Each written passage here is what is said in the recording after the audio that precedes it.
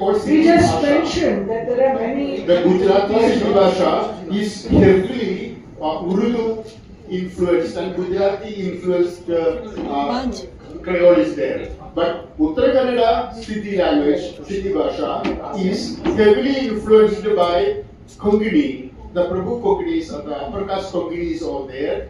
And also, it has its own dialect speaking.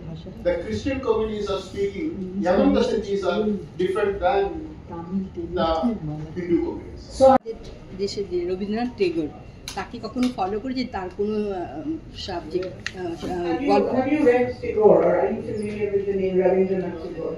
ঘরে বাইরে Rabindranath Tagore is a Nobel laureate from Bengal, poet. Fortunately, no. We will give you a book on Tagore. Sure.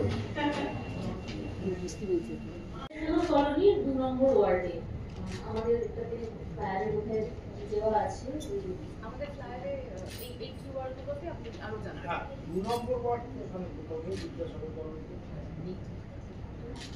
দক্ষিণ কলকাতায় কোথায়? বিদ্যাসাগর কলোনিতে 4টি word আছে, আমাদের 2 নম্বরে আমরা থাকি। না না, দক্ষিণ কলকাতায় কোথায়? বিদ্যাসাগর কলোনি। বিদ্যাসাগর কলোনি বিদ্যাসাগর হ্যাঁ তার কাছে বিদ্যাসাগরের কাছে এই বাগাযতীন কাছাকাছি। That is fantastic. That is so heartening. Repeat দর্শক না হলে ছবি হিট হয় না। Repeat দর্শক যে কোনো ছবির জন্য খুব জরুরি। আমার প্রশ্ন হচ্ছে রং নিয়ে। যখন পরিণত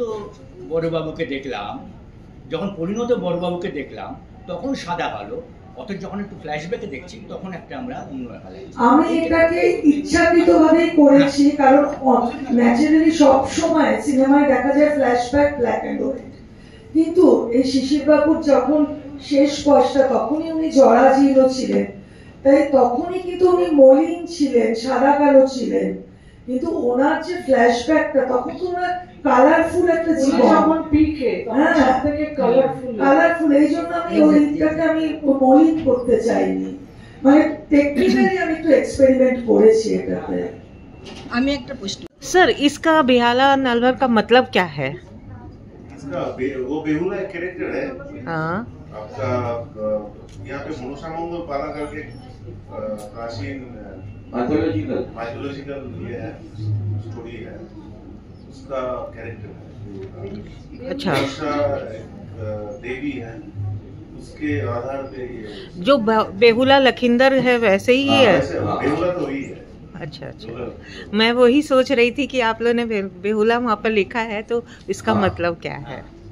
थैंक यू।